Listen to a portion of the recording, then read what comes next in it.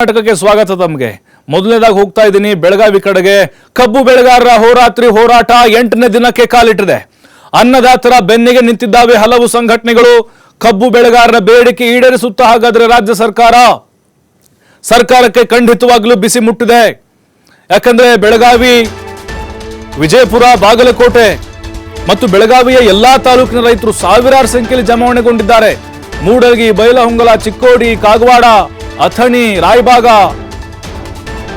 ಹಸಿರು ಕ್ರಾಂತಿನೇ ಶುರುವಾಗ್ಬಿಟ್ಟಿದೆ. ಈಗ ಬಹಳ ದೊಡ್ಡ ಹೋರಾಟ ಅಂತ ಹೇಳ್ಬೋದು ಇದು. ಇತ್ತೀಚಿನ ವರ್ಷಗಳಲ್ಲಿ ಸಂಜೆ 7 ಗಂಟೆಗೆ ಡೆಡ್ಲೈನ್ ಕೊಟ್ಟಿದ್ದಾರೆ. ನೀವೇನಾದ್ರೂ ನಮ್ಮ ಬೇಡಿಕೆ ಈಡೇರಿಸದಿದ್ರೆ ಹೋರಾಟ ದೊಡ್ಡದಾಗುತ್ತೆ, ತೀವ್ರ ಸ್ವರೂಪ ಪಡೆಯುತ್ತೆ ಅಂತ. ಅಂದ್ರೆ NH4 ಬಂದ್ ಮಾಡುವಂತ ಎಚ್ಚರಿಕೆಯನ್ನು ಕೊಟ್ಟಿದ್ದಾರೆ.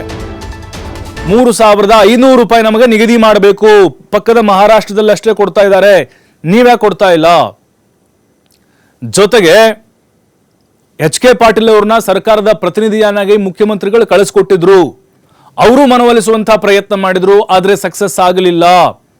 ಇಲ್ಲ, ಇವತ್ತೇ ತೀರ್ಮಾನ ಆಗಬೇಕು ಅಂತ ಹೇಳಿ.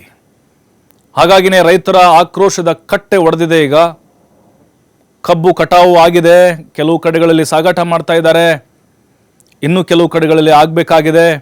ಇವರಿನ್ನೂ ದರ ಫಿಕ್ಸ್ ಮಾಡಿಲ್ಲ. ಸಕ್ಕರೆ ಕಾರ್ಖಾನೆ ಮಾಲೀಕರೊಂದಿಗೆ ಸಭೆ ಮಾಡ್ತೀವಿ ಅಂತ ಮುಖ್ಯಮಂತ್ರಿಗಳು ಹೇಳಿದ್ದಾರೆ. ಯಾವ ಭರವಸೆ ಕೂಡ ಸರ್ಕಾರದಿಂದ ಸಿಗ್ತಾ ಇಲ್ಲ. 3,500 ಬೇಕು ನಮಗೆ.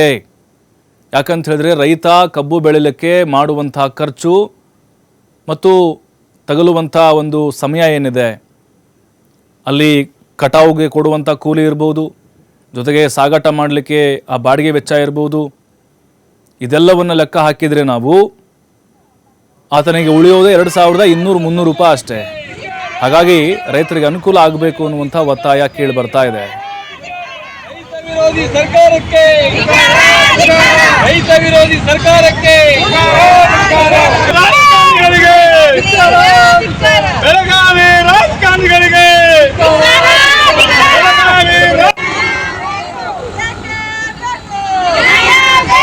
ರೈತ ಪರ ಹೋರಾಟಕ್ಕೆ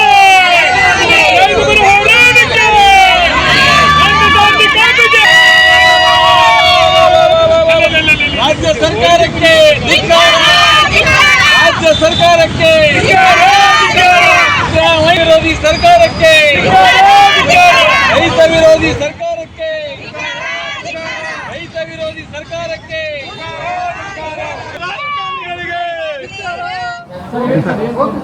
ಏನಿಲ್ಲ, ನಾಳೆ ರಾಜ್ಯದ ಎಲ್ಲ ಕಾರ್ಖಾನೆ ಮಾಲೀಕರ ಮೀಟಿಂಗನ್ನು CM ಅವ್ರು ಬೆಂಗಳೂರಲ್ಲಿ ಕರೆದಿದ್ದಾರೆ. ಆ ಹಿನ್ನೆಲೆಯಲ್ಲಿ ಏನೇನು ನಿರ್ಣಯ ಆಗ್ತದೆ ಅದನ್ನು ನೋಡಿಕೊಂಡು ರಾಜ್ಯದ ರೈತರಿಗೆ ಯಾವ ರೀತಿ ಸಹಾಯ ಕೊಡಲಿಕ್ಕೆ ಆಗ್ತದೆ ಆ ಪ್ರಯತ್ನ ನಾವು ಮಾಡ್ತೀವಿ. ರೈತ ಸಂಘದವರು ಇಲ್ಲಿವರೆಗೆ ಭಾಳ ಪ್ರಾಮಾಣಿಕವಾಗಿ ಹೋರಾಟ ಮಾಡಿದ್ದಾರೆ. ಆ ಹೋರಾಟಕ್ಕೆ ಒಂದು ಶಕ್ತಿ ತುಂಬತಕ್ಕಂಥ ಪ್ರಯತ್ನ ನಾವು ಮಾಡ್ತಾ ಇದ್ದೀವಿ. ಕಂಟಿನ್ಯೂ ತಮ್ಮನ್ನು ತಡೆಯೋ ಪ್ರಯತ್ನ ಆಗ್ತಾ ಇದೆಯಾ? ಅಲ್ಲಿ ಹೋಗಬೇಡಿ, ಮಾಡಬೇಡಿ, ಒತ್ತಡ ಆ ರೀತಿ ಆಗ್ತಾ ಇದ್ದಾರೆ. ಈ ರೀತಿ ಏನು ಒತ್ತಡ ಇರುವುದಿಲ್ಲ.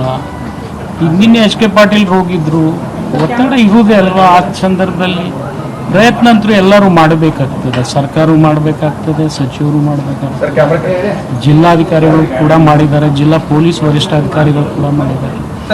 ಇದು ಏನಂದ್ರೆ situation all of A sudden ಇದು ಬ್ಲಾಸ್ಟ್ ಆಗಿದೆ. ಇದನ್ನು ಕೂಲ್ ಮಾಡಿಕೊಂಡು, ರಸ್ತೆ ತಡೆ ಮಾಡಿಕೊಂಡು ಸಂಘರ್ಷಕ್ಕೆ ಆಗಬಾರ್ದು, ಸಾಮರಸ್ಯದಿಂದ ಬಗೆಹರ್ಬೇಕಂತೇಳಿ ಒಂದು ಪ್ರಯತ್ನ ನಾವು ಮಾಡ್ತಾ ಇದ್ದೀವಿ. 100% ಆ ವಿಚಾರ ಇಲ್ಲಿ ಬೇಡ. ನಾನು ಅವ್ರ ಜೊತೆ ಮಾತಾಡಿ ನಿಮ್ಮ ಜೊತೆ ನಾವು ಅದನ್ನ ರಿಕ್ವೆಸ್ಟ್ ಮಾಡ್ಲಿಕ್ಕೆ ಹೊರಟಿದ್ವಿ. ದರ ಕೊಡೋದು ನಮ್ಮ ಕೈಯಾಗಿಲ್ಲ ರೀ, ಕೇಂದ್ರ ಸರ್ಕಾರದ ಕೈಯಲ್ಲಿದೆ ದರ ಕೊಡೋದು. FRP ಯಾರ ಕೈಯಲ್ಲಿದೆ? ನಮ್ಮವ್ರು ಇವತ್ತು ನೀವೇನು ಹೇಳ್ತಾ ಇದ್ದೀರಿ, ನಾನು ಸಕ್ಕರೆ ಸಚಿವನಾಗಿ ಬಂದಿಲ್ಲ ಅಂತ ಹೇಳ್ತೀರಿ. ದೇಶದ ಸಕ್ಕರೆ ಸಚಿವರು ಇದೇ ರಾಜ್ಯದವರು ಇದ್ದಾರೆ. ದುರ್ದೈವಶ ಇನ್ನೂವರೆಗೆ ಅವ್ರ ಹೆಸರೇ ತೆಗ್ದಿಲ್ಲ. ನೀವು ಯಾರು? ಪ್ರಹ್ಲಾದ್ ಜೋಶಿ ಅವರು. ಮತ್ತೆ ಯಾರು? ಅದು ಗೊತ್ತಿಲ್ಲ ನಿಮ್ಗೆ? ನಾವೆಲ್ಲ ಹೇಳುದಲ್ಲಪ್ಪ, ನಿನಗೂ ಗೊತ್ತಿದೆ ಅಕ್ಕ. ನಾನು ಅವ್ರ ಆರೋಪ ಮಾಡಿದ್ದಕ್ಕೆ ಪ್ರತಿಕ್ರಿಯೆ ಕೊಡಕ್ ಬಂದಿಲ್ಲ. ಸಮಸ್ಯೆ ಬಗೆಹರಿಸಕ್ ಬಂದಿದೆ. ಸಮಸ್ಯೆ ಅವ್ರ ಕೈಯಲ್ಲೇ ಇತ್ತು ಪರಿಹಾರ. ಇವತ್ತು ಅವ್ರ ಕೈಯಲ್ಲೇ ಇದೆ. ಇವು FRP ನಿಗದಿ ಮಾಡೋರು ಯಾರು? ಕೇಂದ್ರ ಸರ್ಕಾರ.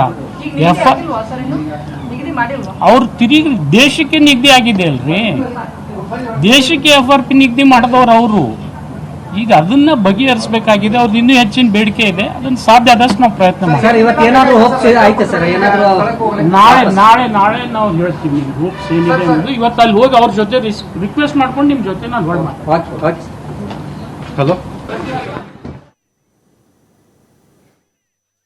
ಸತ್ತಾರಂತ ಅವ್ರ ಮತ್ ನಾ ಅಂದಿಲ್ಲ.